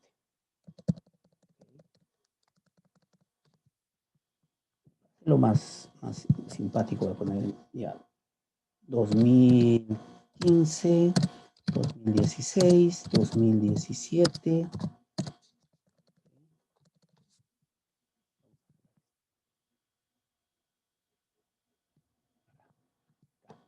¿Listo?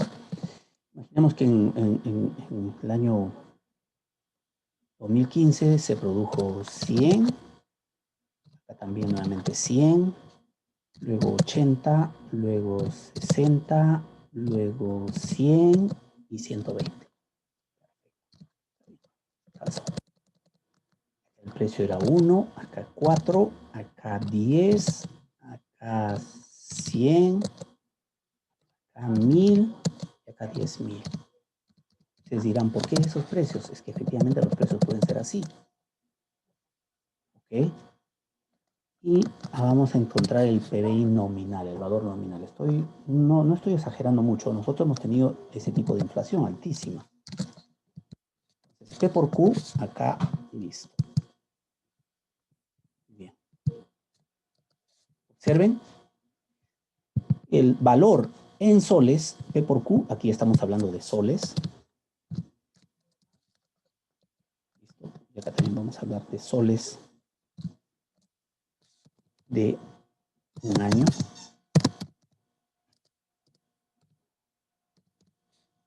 ¿Ok? Entonces acá, como los precios, lo que hemos hecho es multiplicar por los precios de cada año. Este es un valor corriente, valor nominal. Es un valor corriente. Valor.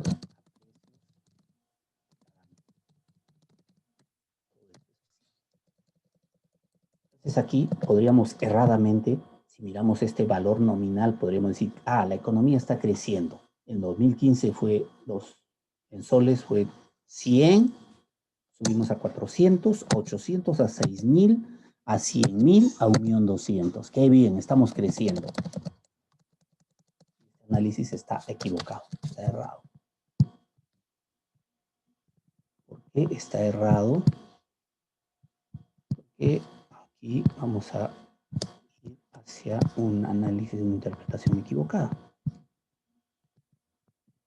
Una mala señal de crecimiento. Lo que tenemos que hacer es hablar en términos reales, es decir, muy bien, vamos a amarrar la producción, vamos a estimarla en función a los precios de un año. Estamos haciendo un índice, como acá tenemos un solo bien, un índice único. Y nuestro índice puede ser, por ejemplo, el año 2015 o el 2016. Tomemos el 2016. Entonces lo que vamos a hacer es multiplicar, ¿está bien? Para el primer año lo que vamos a hacer es multiplicar la producción de ese año por los precios del 2016 que estamos tomando como año base.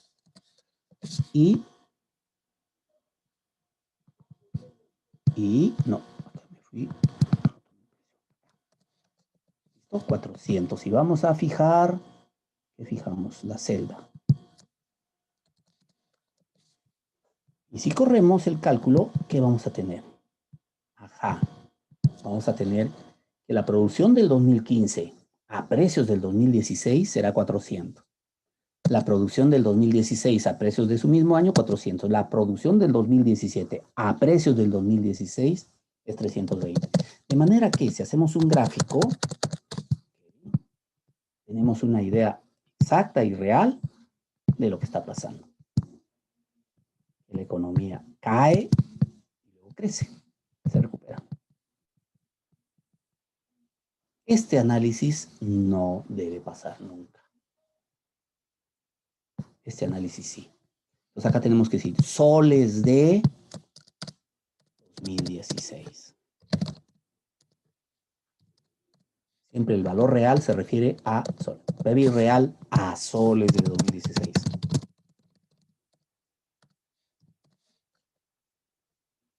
Precio base, precio de 2016.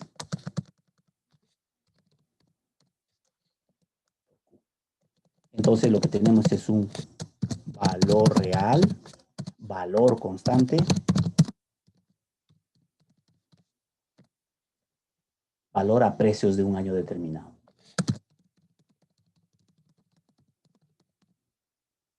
Un año X. ¿Listo? Entonces, ahora sí tiene sentido este cuadrito. Hay un valor nominal y hay un valor real a precios de 1994. Este es el dato que vamos a mirar. Es decir, la economía creció, cayó, se recuperó, etc. ¿Cómo se logran estos valores? De tres formas, dos de las cuales no vamos a incidir nosotros, vamos a incidir con una de ellas. Hay tres métodos de estimación. ¿Qué se produce? ¿Cómo se utiliza? ¿Y cómo se reparte? El que se produce es lo que hemos hecho, P por Q. El cómo se utiliza es quienes compran. ¿Quiénes comprarían lo que se produce? Y este gráfico me va a servir, estos dos gráficos. ¿Okay? Cuando hablemos de quienes compran lo que se produce en el Perú, están los hogares. Los hogares pueden comprar lo que se produce acá. Están las empresas van a comprar lo que se produce acá. pero también está el gobierno. El gobierno compra, es decir, cuando hace obras, está comprando cemento, está comprando fierro, está comprando brea, en una serie de cosas. Compra para sus hospitales, compra para los colegios. Entonces hay tres grandes compradores. Hay varios compradores. En la economía hay tres grandes compradores. El gobierno, hablaremos del gasto del gobierno. Los hogares, hablaremos del gasto de los hogares, que lo denominaremos consumo. Y las empresas también compran. Hablaremos del gasto de las empresas. ¿Listo? Entonces, en nuestra economía, lo que nosotros producimos, repito, no lo que produce Chile, no lo que produce Argentina. Estoy diciendo lo que producimos en el Perú. ¿Quiénes compran? Los hogares peruanos, las empresas peruanas, el gobierno peruano. Este de acá es chiquito para las compras. Este es solamente la autoría monetaria. No entra en esta figura. ¿Alguien me puede decir si existirá algún cuarto agente que compre lo que nosotros producimos? El mercado internacional. El mercado internacional, exactamente. Muy bien. ¿Qué nombre le ponemos a esas compras? Exportaciones. Exportaciones. Perfecto. Entonces, muy bien. Muy bien. Estoy teniendo las respuestas que espero en general. Entonces, vean, eso es importante, que ustedes tengan las variables económicas en mente y podamos así avanzar. Entonces, ¿cómo se miden, cómo se estima la producción? Por el lado del producto, en general es hablar de cuánto se produce por su precio. ¿Qué se produce? Papas por su precio, camotes por su precio, cortes de cabello por su precio. El cómo se utiliza es quiénes compran y el cómo se reporte es a continuación hablamos. El primer método, acá vamos a mirar cada uno de los tres métodos, método 1, método 2, método 3. El primer método, el cómo se produce, es la valoración de la producción total de los agentes productores del sistema económico. Hay varios sectores, ¿no? Agropecuario, pesca, minería, manufactura, etcétera. Todo ello se va a valorar, ¿no? Y se va a obtener el PBI. Pero aquí hay una expresión que es interesante, valor agregado de la producción. ¿Cómo es eso? Observen, vamos a poner este ejemplo. Por el lado del producto, vamos a ver la producción del pan. Imaginemos que la economía produce un pan, ¿ok? Y ese valor será el precio final, el precio en la bodega. ¿Cuánto produjo nuestra economía? 20 centavos. Pero ¿cómo podemos obtener estos 20 centavos de otra manera? Valoramos la tierra y semilla contenida en un pan. Imaginemos que vale 0,04. Muy bien. Esta tierra y semilla se ha convertido en trigo. ¿Cuánto vale el trigo contenido en un pan? 0,08. Pero ¿cuánto agregó el agricultor del paso entre tierra y semilla a trigo? Agregó 0,04. El trigo se convierte en harina. La harina contenida en un pan vale 0,012. Pero antes valía 0,08, cuando era trigo. ¿Cuánto agregó el molinero? 0,04. La harina se convierte en pan salido del horno. Y ese pan vale 0,016. Pero antes valía 0,12. ¿Cuánto de valor agregó el panadero? 0,04. El pan del horno se va a la bodega y en la bodega se vende a 0,20 centavos. Pero antes valía 0,16. ¿Cuánto valor agregó el comerciante? 0,04. Entonces, el precio final, P por Q, podemos obtener de otra manera, por la suma de los valores agregados. El valor inicial, más el agregado por el agricultor, más el agregado por el molinero, más el agregado por el panadero, más el agregado por el comerciante. 0. Ese es el método de estimación por el lado del producto. ¿Suena algo complejo? Sí, pero hay una institución que lo hace, se encarga de hacer eso, identifica los valores agregados. ¿Pero es el único método? No. El segundo método es por el lado del gasto, y les pido que me presten atención porque nosotros vamos a usar el método del gasto para nuestro curso. ¿Ok? Y les voy a hacer la siguiente pregunta. Necesito que me contesten lo siguiente. Vamos a hacer un ejercicio, ¿ya? Imaginen que yo les doy 300 soles a cada uno de ustedes para que vayan a hacer compras. Y están obligados a gastar los 300 soles. ¿Listo? Muy bien. Yo los voy a esperar a la puerta, a la salida. Y solo les voy a hacer 2 preguntas. Entonces, piensen, por favor, piensen en este instante que están en un mercado, en un supermercado, comprando bienes, ¿ok? Van a la caja, pagan, han comprado por 300 soles, ¿listo? Gastan los 300 soles y salen con sus productos, ¿listo? Entonces yo estoy en la puerta. Están saliendo y me ven. Helen Medina. Helen. Sí, profesor. Bien, tú eres la primera en salir. Hola Helen, ¿cómo estás? Te voy a hacer 2 preguntas. Primera pregunta, ¿cuánto has gastado? ¿Cuánto he gastado? Helen, no estás atenta. Es que fue al baño hace ratito, sí, pues acabo de regresar. Ya. Diego Gutiérrez. Diego, ¿has estado atento al ejemplo? Sí, ¿Cuánto has gastado? 300. ¿Cuánto? 300. 300, igual que dice Junior Stevens. Era la condición, vas al mercado, gastas los 300. Esta es la pregunta fácil. ¿Está bien? Perfecto. Entonces la primera pregunta, ¿cuánto has gastado? 300 soles. ¿Está bien? Diego Córdoba. Diego, ¿estás atento? Sí. Ya, pregunta. ¿Cuánto de lo que has gastado en bienes nacionales?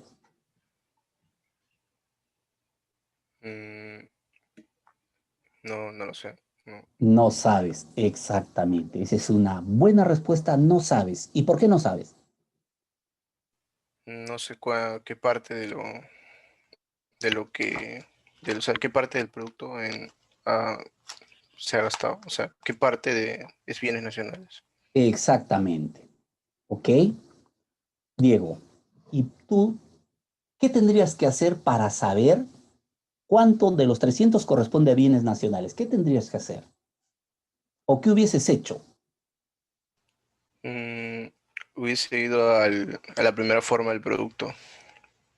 Ya. Digamos, en general uno va con una canastilla o con un coche y pone todo ahí junto, ¿verdad? Sí. ¿De qué manera tú podrías saber que estás comprando bienes nacionales y bienes extranjeros, por ejemplo? ¿Qué tendrías que hacer? ¿Una sola canastilla? No entiendo. A donde quiero llegar es a lo siguiente. Cuando nosotros vamos al supermercado, en general ponemos todo en una sola bolsa, en una sola canasta, ¿cierto? Sí. Y cuando llegamos al personal de la caja, le decimos, cóbrame y vamos poniendo todo sin distinguir, ¿cierto? ¿Existiría alguna manera en donde podamos nosotros distinguir bienes nacionales y bienes extranjeros? Viendo la etiqueta del producto. Viendo la etiqueta y tal vez usando 2 canastillas, ¿verdad? Sí. Conocer el producto, como dice Wilson, pero ponerlo en 2 canastillas. O sea, por ejemplo, pregunta, tenemos 2 canastillas, ¿ok?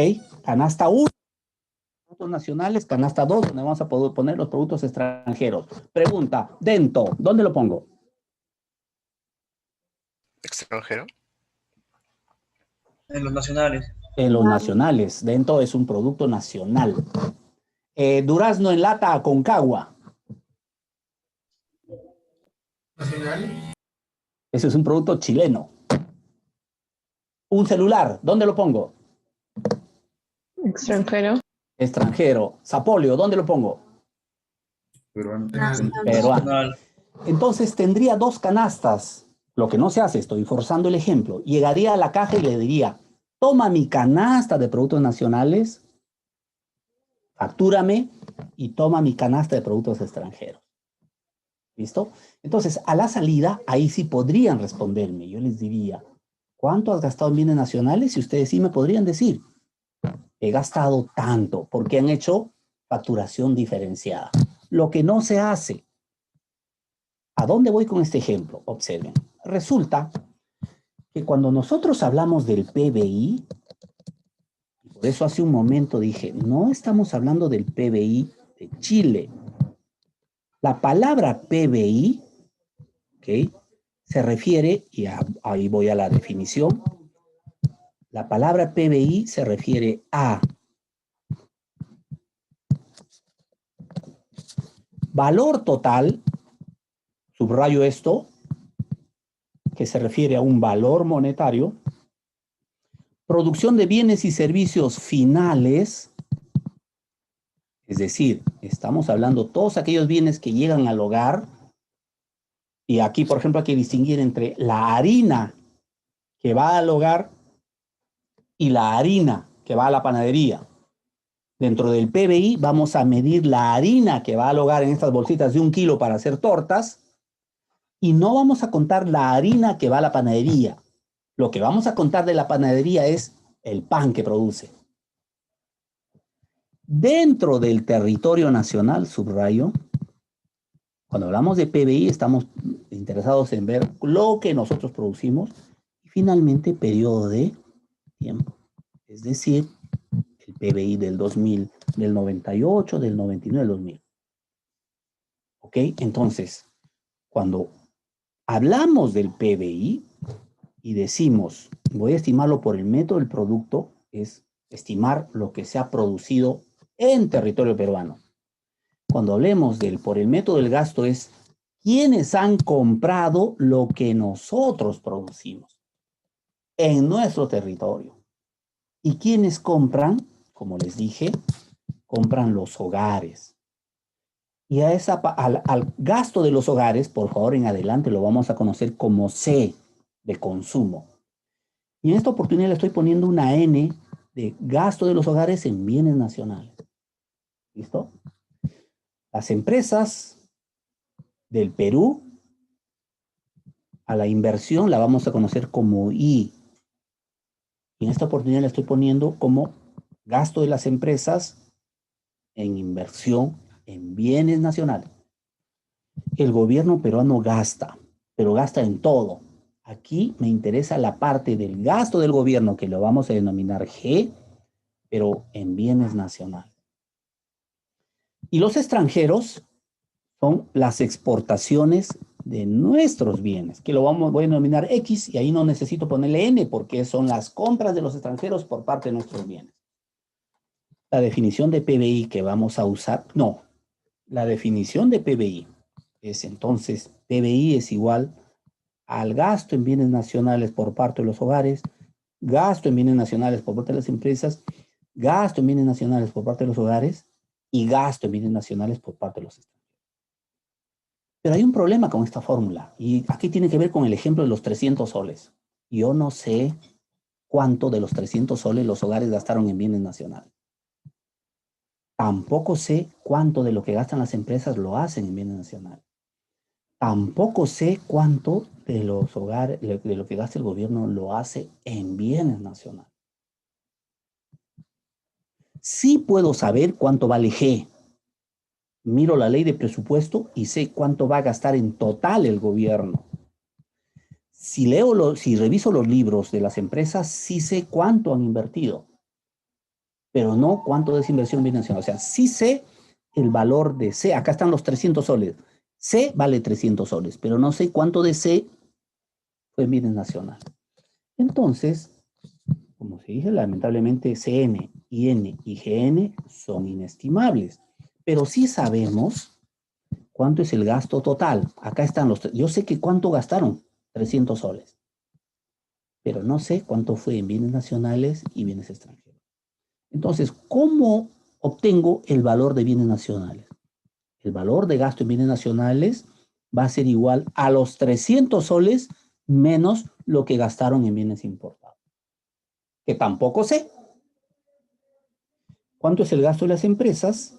Va a ser igual al gasto total, que se compone de gasto en bienes nacionales y bienes importados. ¿Cómo sé el gasto en bienes nacionales? Miro el gasto total y le resto el gasto en bienes importados, que tampoco sé. ¿De qué comprende el gasto del gobierno? En bienes nacionales y bienes extranjeros. ¿Cómo sé cuál es el gasto en bienes nacionales, que es el que me interesa? Miro la ley de presupuesto, sé el gasto total y le resto el gasto en bienes importados. Que tampoco sé. Caramba, ustedes dirán, pero profesor, no tenemos estos tres valores. Sí, no los tenemos individualmente, pero sí los tenemos conjuntamente. Cuando llega un contenedor al puerto del Callao lleno de televisores, ¿está bien? Diga, Helen.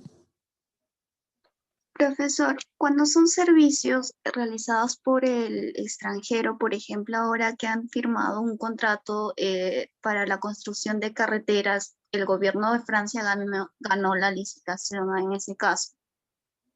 ¿Esos de ahí, esos montos también entran ahí como bienes? Sí, bienes son extranjeros? bienes y servicios. Por supuesto, acá estamos hablando, vea esta definición, bienes y servicios. O sea, los bienes y los servicios también se estiman. O sea, nosotros sabemos cuánto se le paga a un maestro, por ejemplo. Y así como sabemos cuánto se le paga a un maestro peruano, también podemos saber cuánto se le paga a un maestro extranjero.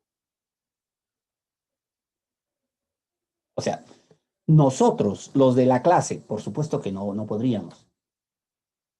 Pero el Instituto Nacional de Estadística sí puede hacer ese cómputo. Sí puede calcular. Tiene métodos para identificar esos valores. ¿Está bien? Pero sí estamos computando servicios, ¿ah? No solo estamos hablando de bienes. ¿Quedó claro? Sí, profesor, gracias. Perfecto. Dígame, Lucas Salamanca. Profe, una pregunta.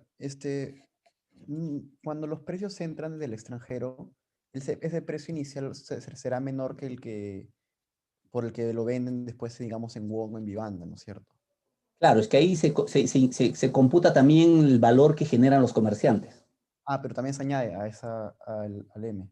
Ah, por supuesto, en el cálculo se añade. Al final estamos hablando de bienes, del valor de lo que llega al hogar. Ok, ya. ¿Listo? Claro. Muy bien. Entonces, estábamos acá. No sé los valores individuales, pero yo sí sé cuánto llega en un contenedor al puerto del Callao. No sé, por ejemplo, si llegó un contenedor de televisores, yo no sé cuántos de esos televisores serán comprados por los hogares, cuánto será comprado por las empresas, cuánto por el gobierno, pero sí sé cuánto llegó en total. Y pues lo que sigue es fácil. PBI, mi definición original, CN, pero CN es igual a C menos M, C menos M, más IN, pero IN es igual a I menos M, más GN, GN es igual a G total menos GM, más X. Estos tres juntos me dan M. Y aquí tengo mi definición de PBI. PBI es igual a consumo total, más inversión total, más gasto total, más lo que exportamos, menos lo que importamos. ¿Ok? Entonces tengo dos definiciones. Esta que no la puedo estimar y esta que sí la puedo estimar. Pregunta, para ver si nos estamos entendiendo. Con esto cerramos esta sesión. ¿Ok? Romina Dávila. Sí, profesor. Romina, una pregunta. Mirando la primera definición. ¿Ok? Un hogar se compró un Lamborghini que vale 3 millones de soles. Por si no lo sabes, Lamborghini no se produce en el Perú. Un auto. ¿Está bien? Es un auto que se produce en el extranjero. Si un hogar se compra un Lamborghini que vale 3 millones de soles, ¿en cuánto aumenta el PBI peruano?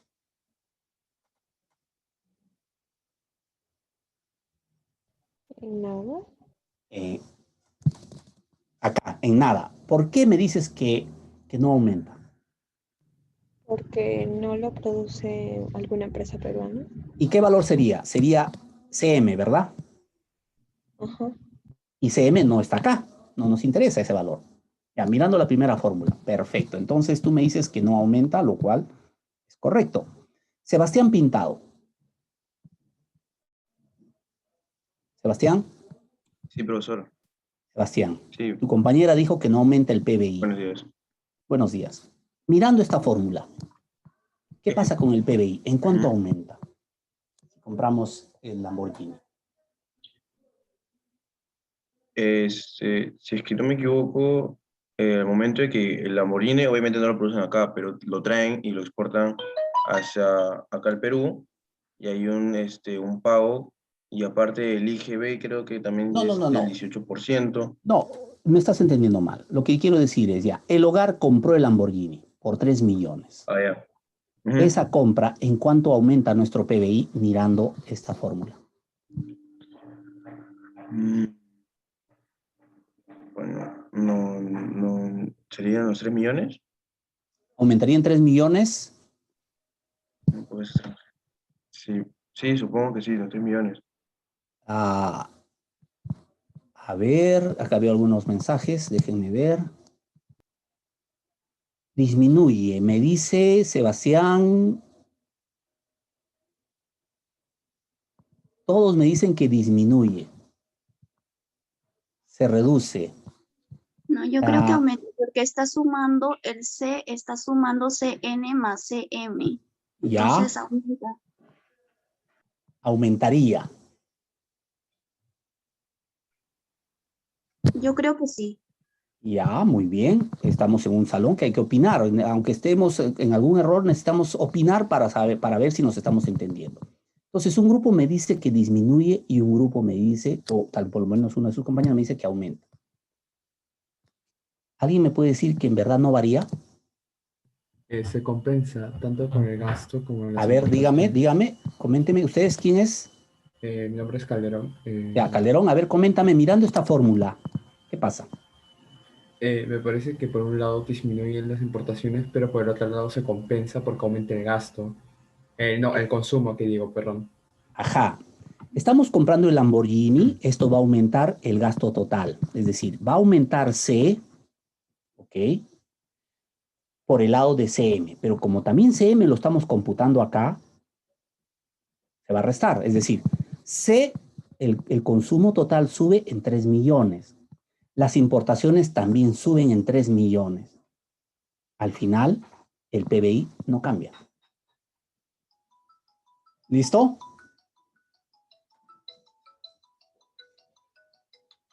Ok. Esa es la figura. Esta fórmula, acá no estamos considerando lo importado porque por definición no entra lo importado. Acá tampoco. Acá no hay importaciones. Alguien me puede decir, pero profesor, acá las veo, acá están las importaciones. Sí, pero estas importaciones están restando las importaciones de cada uno de estos elementos. ¿Qué fórmula, con qué fórmula vamos a trabajar en este curso? Con esta de acá. En la próxima clase vamos a incidir, los modelos económicos los vamos a trabajar con esta fórmula, que es el gasto, que va a representar la demanda agregada. Yo les comenté, ya para cerrar, me queda creo un minuto, y con esto acabo, yo les comenté acá, en el equilibrio. El equilibrio se puede ajustar por oferta, pero también por demanda. ¿Listo? Justamente, vamos a usar para hacer ajustes de demanda esta fórmula, esta de acá. Profesor, no se ve nada. Yo les comenté acá, cuando mirábamos el equilibrio, ¿recuerdan? Ahora sí ven, ¿verdad? Cuando mirábamos este equilibrio, el equilibrio macro, que había ajustes por oferta y por demanda, ¿está bien? Y dije que los cambios en demanda se estudian en la macroeconomía, sí, los vamos a estudiar. ¿Mediante qué? Mediante esta fórmula. Vamos a usar esta fórmula porque esta fórmula es el gasto, es la demanda. Dimensión aparte es exportaciones menos importaciones, que es la balanza comercial, sobre la cual vamos a hablar luego. Dicho esto, a ver, con esto terminaría para continuar. No entendí, ¿podría repetirlo? ¿Por qué no varía el PBI? No varía porque el ejemplo es un Lamborghini y en la definición de PBI estamos diciendo el PBI se define como el gasto en lo que nosotros producimos, lo que gastan los hogares en lo que producimos, lo que gasta la empresa en lo que producimos, lo que gasta el gobierno en lo que producimos en el Perú, más lo que los extranjeros gastan en lo que producimos en el Perú. El Lamborghini no se produce en el Perú. ¿Entra en esta definición? No. ¿Entra en esta definición? Tampoco. ¿Pero por qué no? ¿Por qué no entra en esta definición? Porque acá está el consumo de Lamborghini, CM, pero lo estamos restando por este lado. Está, pero no está. En ambos lados solo estamos midiendo, con ambas fórmulas, solo estamos midiendo producción nacional. Pero acá podemos usar esta expresión X menos M, que para nosotros va a ser la balanza comercial, las exportaciones netas, sobre lo cual vamos a hablar en la próxima clase. Listo, muchachos, les agradezco. Ha sido una interesante participación. Esa va a ser la mecánica. Voy a preguntar permanentemente por el interés de que ustedes estén captando. Hoy he tenido buenas respuestas, han captado. Eso es importante. A menos que tengan alguna pregunta, entonces yo lo dejaría ahí. Nos vemos en la próxima clase. Sobre la crisis asiática, les vamos a estar mandando con los jefes de práctica una lectura para que la vayan viendo. Es probable que les recomendamos también que vean una película, pero sobre eso hablamos en la próxima clase. ¿Listo, muchachos? Lo dejo ahí. Nos vemos. Muchísimas gracias, profesor. Gracias, profe. Bien, muchachos, nos vemos en la próxima clase. Igual, participación profe. permanente, ¿eh? No se olviden, Gracias, hasta luego. participación permanente. Cuídense. Nos vemos. Hasta Gracias, luego.